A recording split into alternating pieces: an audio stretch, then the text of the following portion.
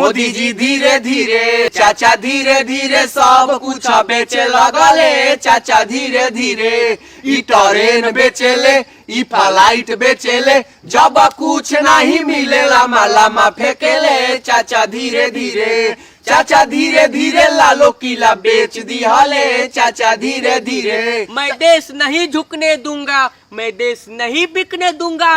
ई कवन धुन धैला ससुर तू नहीं हमनी के हेने जातन जात तू हेने चल धला। आही दादा गलती लई थरा गेल हनु भैया, तब? माफ कर दो, गलती हो चल गई। हेने चल। धई आई आवो मोदी जी धीरे धीरे, चाचा धीरे धीरे धइल धन लुटावे लगले। चाचा धीरे धीरे पहिले चाय बेचले, अब देश बेचेले, सबके नांगा कके महंगा ड्रेस पहनेले। चाचा धीरे धीरे, चाचा धीरे धीरे सब कुछ बेच दिहले। चाचा धीरे धीरे, ए मोदी चाचा, एगो हमरो बूढ़ी भैंस बिया हो, देश विदेश में गहकी लगवा के कहीं पे चवा न दो।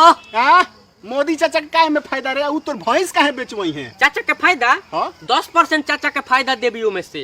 बे पीएम केयर फंड में पैसा डलाई उनका।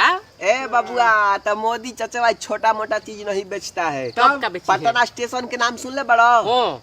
राती में सुतबा सुबह उठबा तो पता चली छंदे बेचा गइल पटना स्टेशन। हां हां ई ना भइल बा। बड़ा बड़ा डीलिंग करता है। तो यही से नु कहतनी चाचा के प्रैक्टिस बा, आदत बा बेचे के, किने के, तो ये से हमरो भैंसिया बेचवा दी है लागी भीड़ के। चुप कर। ए विवेक, का बाबा ई मोदी चचवा सब काहे बेच रहल है? तारा कुछ बुझात है हो? हां बाबा हमरा लगता है ना हाँ। कि मोदी चचवा कहता है कि हम तो फकीर आदमी हैं, झोला उठाएंगे या चल देंगे।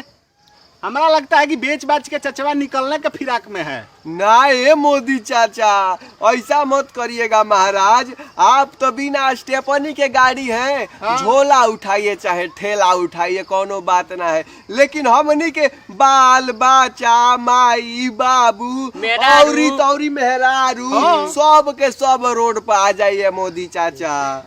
हमारा बुझा गई चाचा काहे देश विदेश भ्रमण मारत रे, कबो एथी चल जाता रे ब्रिटेन में, तो कबो हे जा तो कबो हो जा। काहे रे?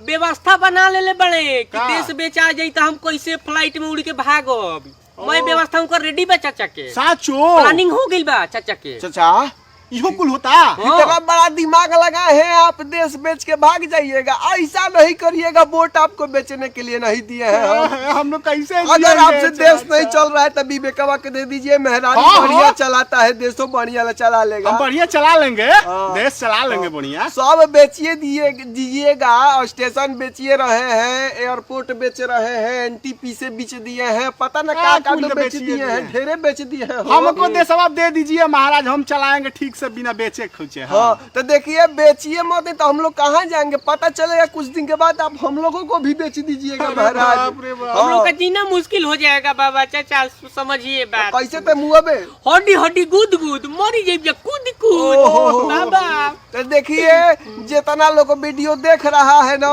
तो सब लोग से आग्रह करते हैं मित्रों जी। कि मोदी चचवा सब बेचे के फिराक में लागल जी, है लागल है। और बेच के भाग जाएगा। तो इसीलिए क्या करना है बताओ रे? MBS फिल्म सभा को फॉलो कर लेना है और यूट्यूब पे सब्सक्राइब कर लेना ताकि है। देशवा बेचाइयो जाएगा तो हाँ। आप निश्चिंत ले मनोरंजन तो करेंगे, भोजन नहीं करेंगे तो कुछ हाँ। नहीं रहेगा तो हाँ। MBS फिल्म जिंदाबाद रहेगा, तो आप लोग का मनोरंजन आप होता भोजन रहेगा। नहीं होगा तो मनोरंजन से कम जी लेंगे ना आप लोग। तब का? मोदी चाचा देश नहीं बेचना है, नहीं हम तो नहीं हम तो आपको मर बेच जाएंगे, देंगे। क्या करें? हाँ चल नहीं रहा तो हम लोग को दे दीजिए। दे दीजिए, चलो जाओ विदाई लिया जाओ। ठीक है बा। रोते रोत जय हिंद। दर दर दर